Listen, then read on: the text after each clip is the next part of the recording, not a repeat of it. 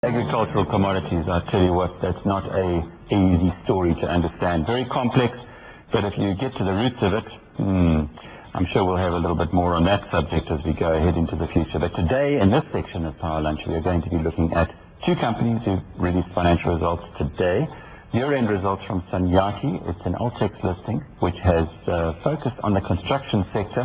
Not very well rated, and one must wonder why. Yesterday we had Robex in here. If you were to take one share of Sanyati and one share of Robex, well, you're having to pay 3 times as much for Robex than Sanyati. Why is that the case? That's working it on projected price-earnings ratios.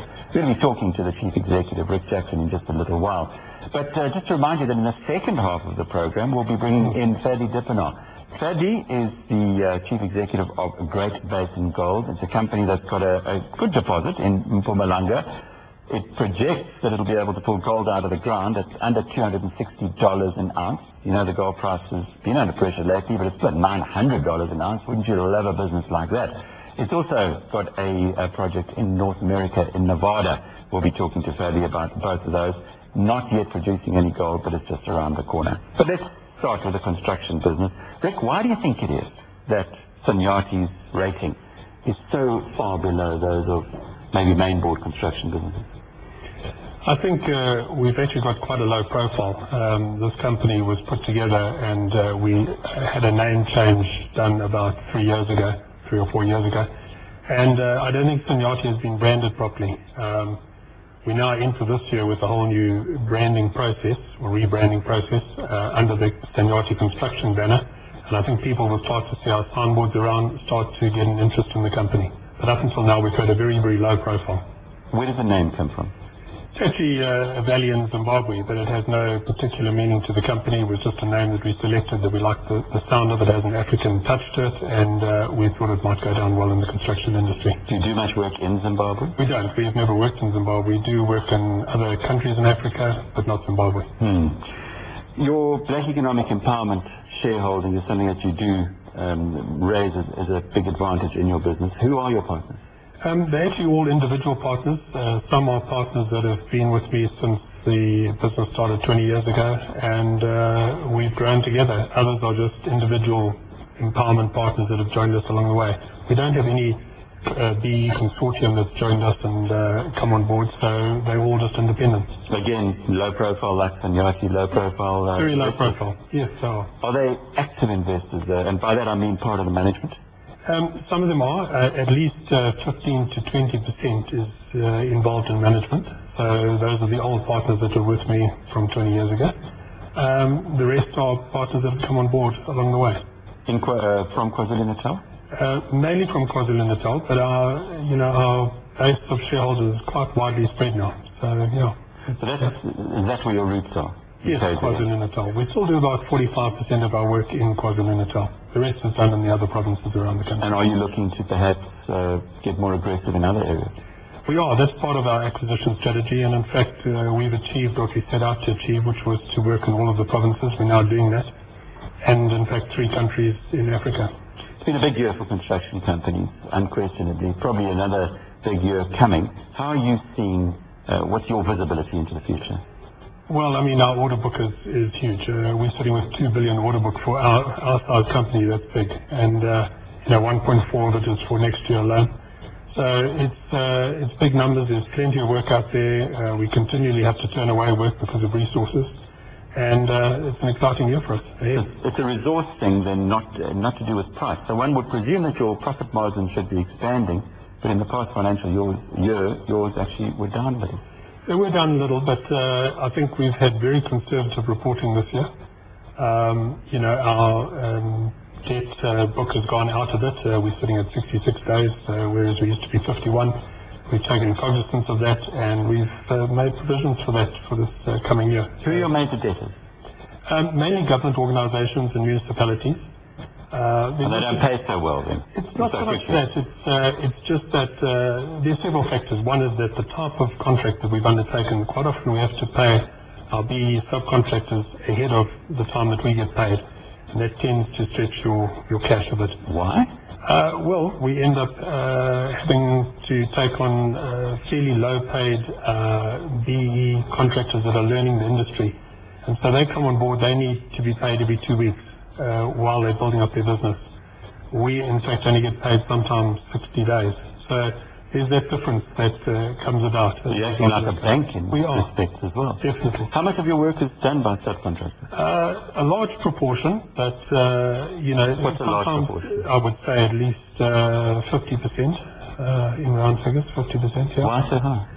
It's just the nature of the industry. We are encouraged to use BE subcontractors to help train BE contractors in the industry, and in doing so you have to take on this cash responsibility. But if you've got 43% of your shareholding in black hands already, yes, isn't that sufficient to be able to do the work yourself? It depends on what you want to achieve. You know, we've really got a very good reputation for assisting BE contractors, and we want to continue with that.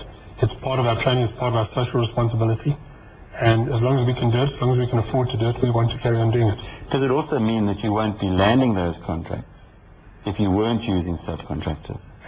Possibly. A large portion of the contracts today, even big contracts like the King Shark International Airport in Durban, they rely on a certain amount of BE points to award the contract.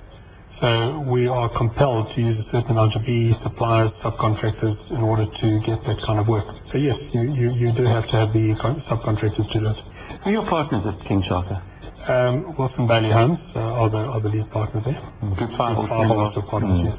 It's an interesting group that you've put together, and King Shark Airport, I suppose, very close to Zimbabwe. People who know the KwaZulu-Natal coast have been a bit nervous about the impact that it might have on property prices. How are you reading it?